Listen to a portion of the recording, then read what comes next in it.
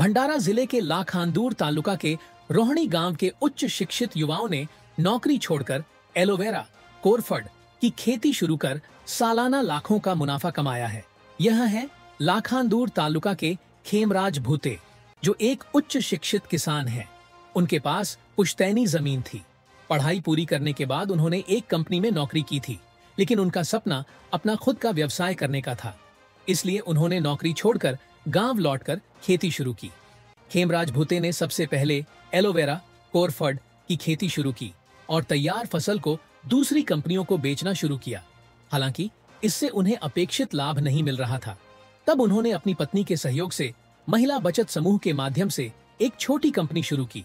अब वे एलोवेरा से बने उत्पाद खुद तैयार कर रहे हैं और बेच रहे हैं।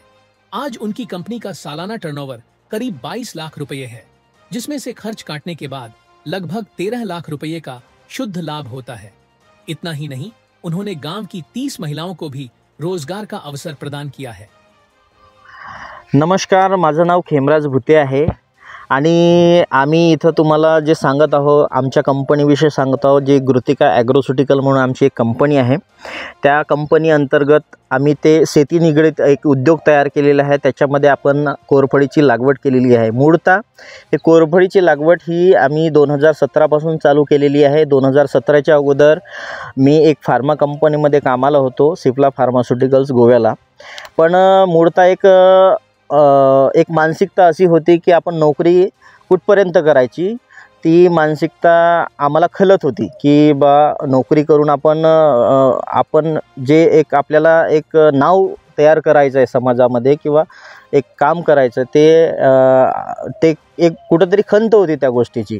आणि घरी पण शेती होती, त्याच्यामुळे आम्ही घराकडे येऊन म्हणजे गावाकडे येऊन आम्ही कोरफडीची लागवड केली। कोरफडीची लागवड याच्यासाठी केली की कोरफड हा सगळ्याच ठिकाणी म्हणजे सगळ्याच प्रॉडक्टमध्ये वापरला जातो। त्याच्यामुळे आम्हाला एक मार्केटचं माहीत होतं, त्याच्यामुळे आम्ही ते कोरफडची लागवड केली 2017मध्ये।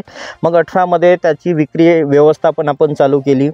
विक्री व्यवस्थापन चालू केल्यानंतर आम्हाला असं वाटलं की एवढ्या कंपन्या खूप मोठ्या होत आहेत नुसतं कोरफडचा वापर करून, तर त्याच्यानंतर मग आपण का प्रोडक्ट तयार करायचं नाही, हे एक डोक्यामध्ये संकल्पना होती। तर आम्ही काही ट्रायल्स केले, ज्युसेस तयार केले, जेल तयार केले, त्याला मार्केटमध्ये टाकलं, रिस्पॉन्स चांगला आलं।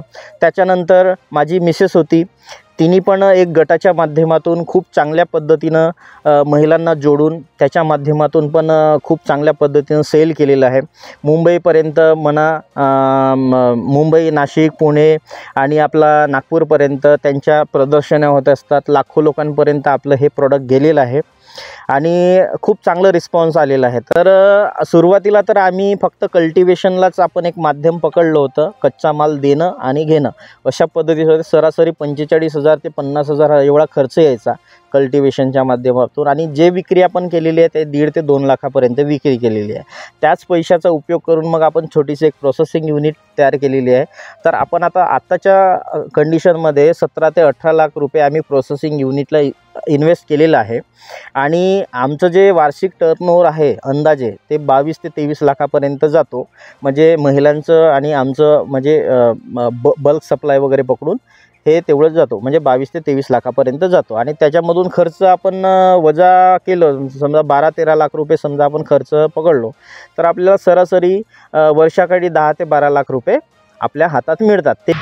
सुरुवातीला माझे मिस्टर हे सिप्ला कंपनीमध्ये होते। त्यांचं मनसुद्धा नव्हतं त्याच्या नोकरीमध्ये आणि त्यांना व्यवसायाची आवड होती। त्यांनी अशी कल्पना सुचवली की आपण ॲलोवेरा लावायचं, कारण त्यांचं M.Pharm झालेलं होतं, त्याच्यामुळे त्यांना त्याच्याविषयी नॉलेज होतं।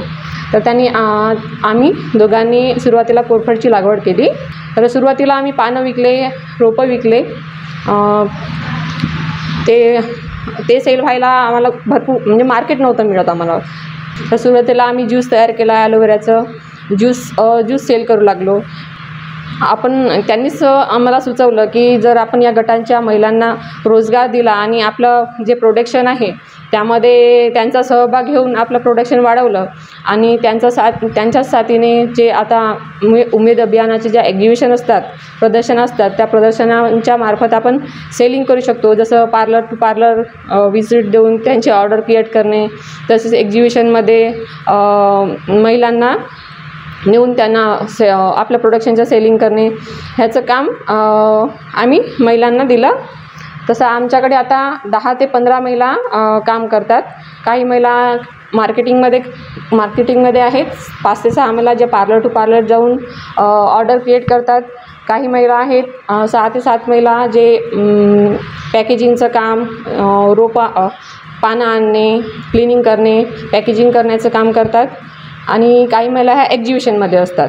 तशा आम्ही ऑर्डरनुसार आम्ही कमी जास्त महिलांना काम देत असतो. वर्षाला किती लाखाचं सेलिंग होतं आणि किती खर्च काढून त्याच्यामध्ये?